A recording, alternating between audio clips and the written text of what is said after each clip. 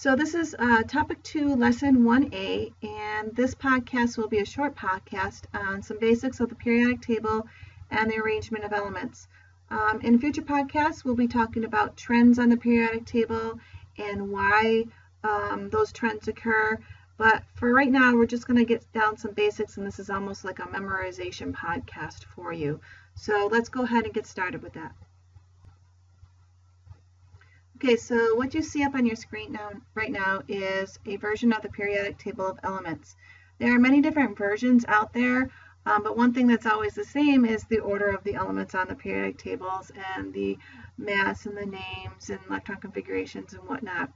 What might be different is this box. Oops, go back here. What might be different is the actual box and where things are located. So when you look at a periodic table of elements, you want to look at their example element box and see where things are actually located. For instance,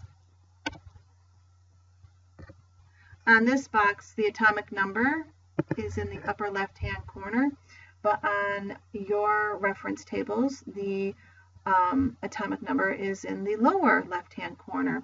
So you need to be careful in making sure that you look and see where all of these items for the periodic table are located. So let's talk about the atomic number. The periodic table is arranged according to atomic number, not according to atomic mass, and I will show you in the next slide or two why that is. But the atomic number is, in this case, in the upper left-hand corner. You can see it goes in order 1, 2, 3, 4, 5, 6, and on and on and on. So if I'm chlorine, for example, it doesn't matter anything about chlorine. What always will stay the same is its atomic number 17 because it's always located in that position on the periodic table. Another interesting fact, though, about that is the atomic number is also the same thing as the number of protons. So if we can say that the atomic number never changes because that's its location on the periodic table, it's basically its name, and the number of protons is the atomic number, we can also say the periodic table is arranged according to the number of protons because that is the atomic number. So I can easily say, hey, if an element has 47 protons, who is it? Well, then I'd look for atomic number 47. I'd see it was Ag, and I'd look up the fact that Ag is silver. So I can say, no matter what, if you're an atom that has 47 protons, you are an atom of silver.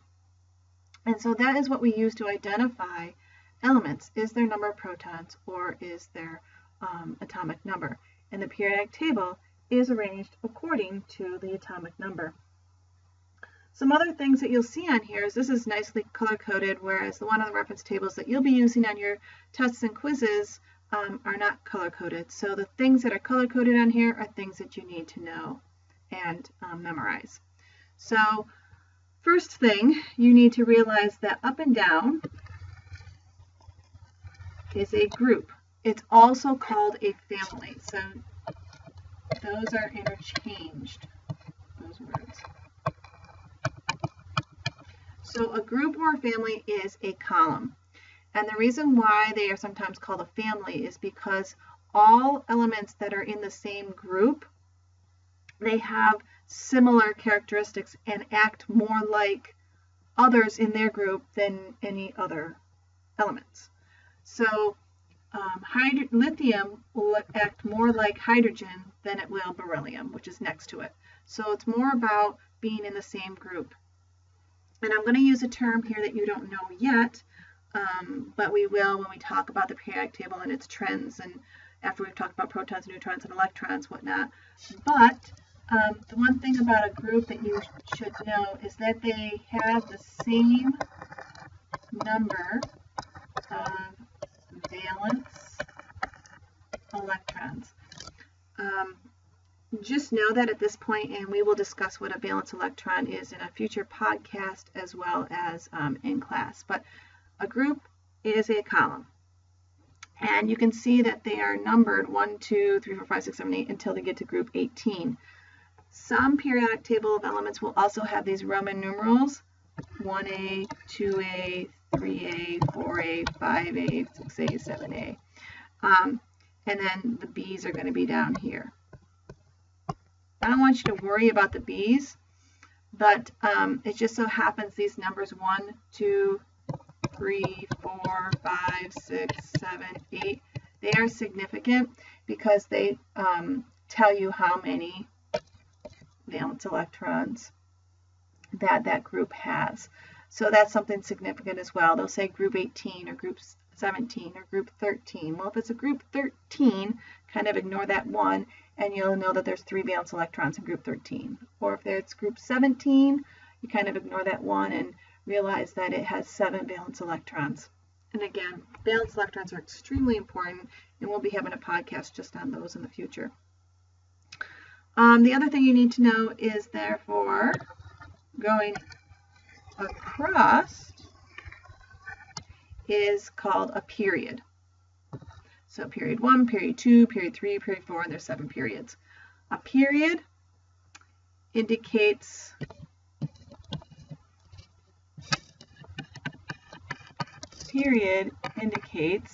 the number of energy levels. So, for instance, and we'll do Bohr's model again in the future, but remember in the past, I'm sure in past science classes where you've done rings, right? Those technically, for your purposes at this point, we would call those energy levels.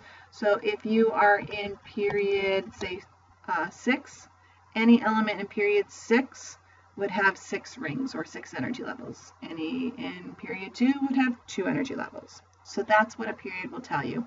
It's a row, and it tells you how many energy levels you have. Just because you're in the same period does not mean like you act like each other. For example, potassium does not look anywhere near the same as bromine does. So same period, not really related. Same group, you are related. Other things, let me kind of get this off the screen right now. Other things that you need to know are the things in here that are color-coded, such as the phases of matter. So most of the periodic table of elements, most of the elements under STP under normal conditions, standard temperature and pressure, are going to be solids, most of them. So we're not going to talk about how many are solids because that's most. What we are going to do is we're going to talk about the exceptions. Let's first start talking about the gases. So gases, or elements that are gases at standard temperature and pressure, are hydrogen and nitrogen and oxygen and fluorine and chlorine. Those 5 plus all of group 18. Now group 18 just happens to be called, which you will need to know soon, noble gases. They also sometimes are referred to as inert gases. I'll write that down as well. Inert. But that's an E there. Let's see if I can get that a little bit better. No, it's not letting me do it. There we go. But group 18 will be your noble gases. So all of those obviously are gases. It's right in the name, noble gases, as well as 5 others: hydrogen, nitrogen, oxygen, fluorine, and chlorine. All of those are gases as well. No other element on the periodic table under standard temperature and pressure are gases. All of them can become gases under like high temperatures and low pressures, but under standard temperature and pressure, these are the ones that are gases. And now, so we talked about solids, we talked about gases, now we have to talk about liquids. There are only 2 on the periodic table that are liquids at room temperature, basically. And that is mercury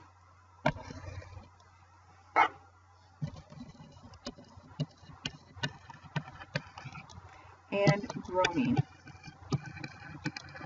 You do need to memorize those. There's very few times that I will say you need to memorize and not learn. This you will need to memorize. So mercury and bromine. So mercury is the only metal that is liquid at room temperature, and bromine is the only non-metal that is a liquid at room temperature. So now that I talked about metals and nonmetals, let's just indicate where these metals and these nonmetals are. Where's the dividing line? So if, and on your periodic table, there is a stair step right here. Your periodic table that you will get for your tests and quizzes, there'll be a little stair step. Anything to the left of that is considered a metal. Anything to the right is a non-metal. That's why we say bromine is the only liquid non-metal and mercury is the only liquid metal. And then we do have these things called semi-metals, or sometimes they're called metalloids. And they are above and below the stair step. And there are some that disagree with whether polonium would be a semi-metal or not, and therefore I don't usually ask anything like that. And aluminum is also an exception. Aluminum is below this line, but we know that aluminum is a metal. But silicon, germanium, astatine, antimony, tellurium, polonium, those above and below the stair step are what we consider semi-metals, somewhat metals, somewhat non-metals. They have characteristics of both. Or we also call them metalloids.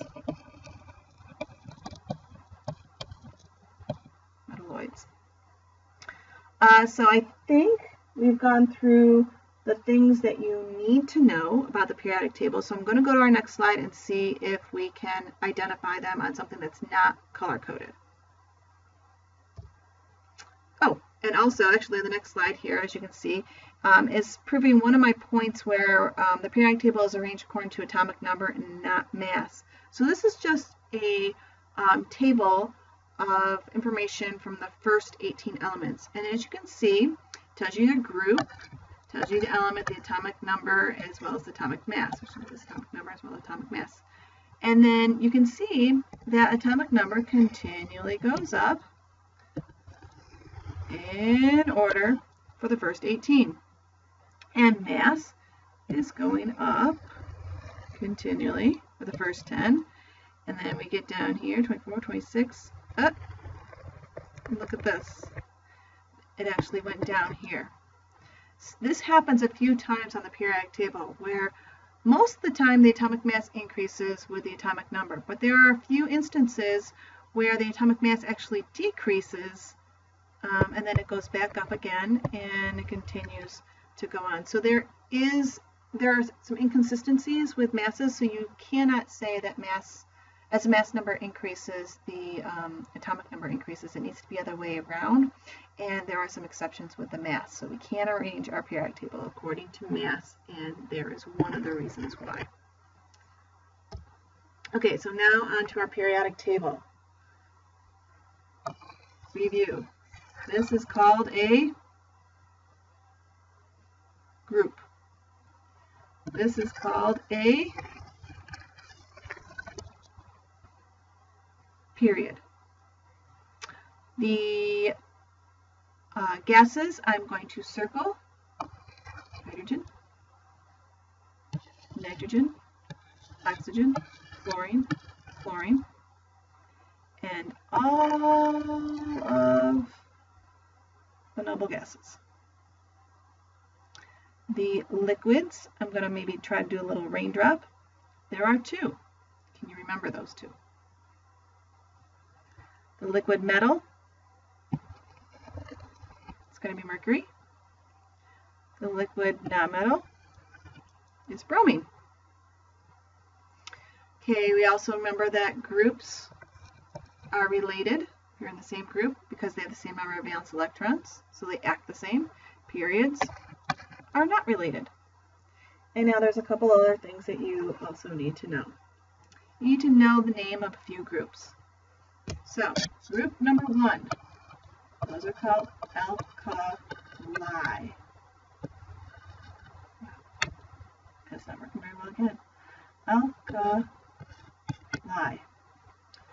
Group 2, alkaline.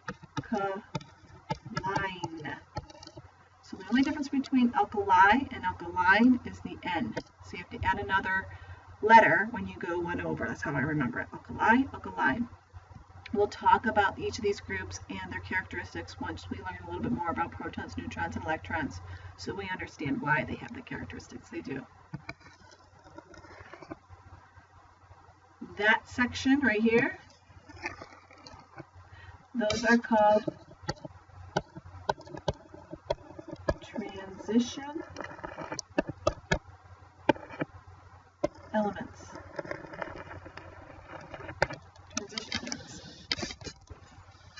And then there's two other groups you need to know. Group 17, those are called halogens.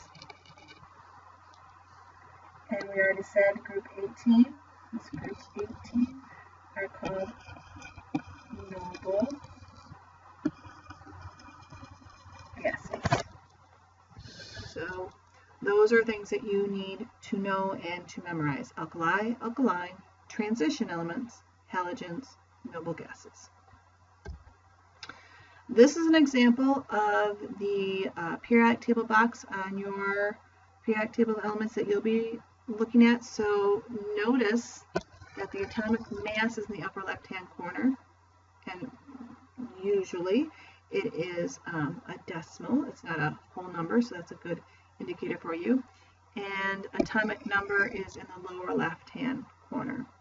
So it's a little different than some of the other periodic tables you might find. So again, like I said, make sure you always look at the key. They always give you a key on your periodic table so you'll know what you are looking at. These other things, not to worry, because we'll do those later. But atomic mass, atomic number. Okay, so now, what from this podcast? Well, can you locate metals, nonmetals, and metalloids? And this is a picture of what your periodic table should be. So can you find the metals, nonmetals, and metalloids? And here's that stair step that I was telling you about.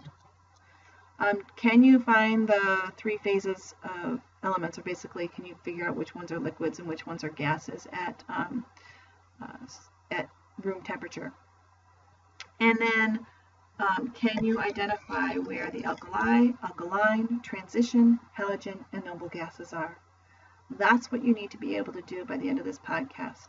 Able to locate all three of these things, be able to label them. In addition, know the difference between a group and a period, and these are labeled, right? Know that groups are related. They are the columns, and they're related because they're the same number of valence electrons. Know that periods, they are not related, but what makes them in common is the same number of energy levels. And that should be it.